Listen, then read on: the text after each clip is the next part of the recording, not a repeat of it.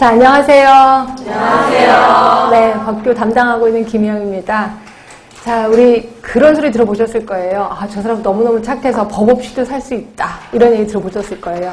근데 법 없이 사는 거는 법을 알아야지 사는 겁니다. 법을 알아야 법을 지키면서 사는 거죠. 법을 몰라. 그럼 나도 모르게 범법행위를 할 수 있다는 거죠. 특히 우리 의료인들이요. 그래서 예를 하나 들어드리면 제가 알고 있는 이제 저를 스쳐 지나간 그 제자 중에 한 명이 그 동네에 헬스클럽을 다녔었대요. 근데 헬스클럽에 이제 원장하고 친하게 된 거죠.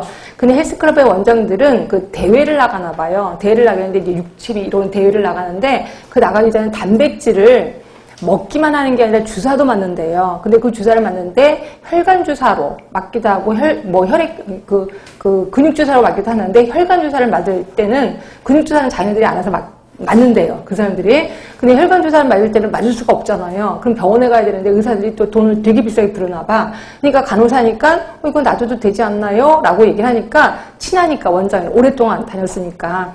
그래서 놔주기 시작을 했다는 거예요. 정말 불법인지 자기는 몰랐다는 거죠. 그럼 자기는 놀 수 있으니까 자기 잘 노니까. 그래서 그거를 계속 놔주다가 그거를 본 다른 원장이 그런 게 있어? 라고 해서 신고를 해버린 거예요. 그래서 그 원장도 걸리고 이 친구도 걸린 거예요. 그래서 뜬금없이 자기는 착한 일만 했었는데 왜 자기가 걸리냐고 정말 몰랐다고. 그러니까 모르는 게 자랑은 아니죠.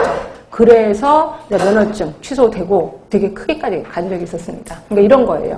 그러니까 우리가 근데 의사들은 똑같이 법을 잘 알아요. 법을 오랫동안 기억을 하더라고요. 워낙 몸을 사리는 아이들이라서 그런지. 근데 우리 간호사들은 잘 몰라요. 그리고 그냥 나는 병원에서 의사들이 하라는 대로 오더만 내렸고 그거대로 수행했던 그런 버릇이 있어서 나름대로 법을 잘 모르는 경우가 되게 많아. 그래서 오히려 당하는 거는 그래서 법정 앞에 쓰는 거는 꼭 의사가 아닌 간호사만 쓰게 된다는 거죠. 그래서 저는 맨날 법은 생활화해야 된다라는 말을 정말 자주 하고 있습니다. 법을 모르면 진짜 당하는 게 우리라고 생각하시면 돼요.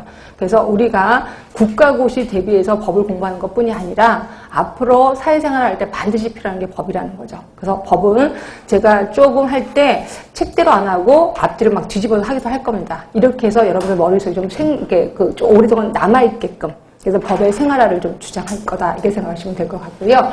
자, 우리는 모두 11개의 법을 배울 겁니다. 11개의 법을 배우는데 이 중에서 가장 많은 부분이 의료법 6개나 나옵니다. 그래서 의료법은 제가 한 2주에 걸쳐서 굉장히 자세히 들어갈 겁니다. 특히 우리 의료법을 좀 많이 알고 계셔야 돼. 나중에 사회생활 할 때도 반드시 필요한 게 의료법이라고 보시면 되고요.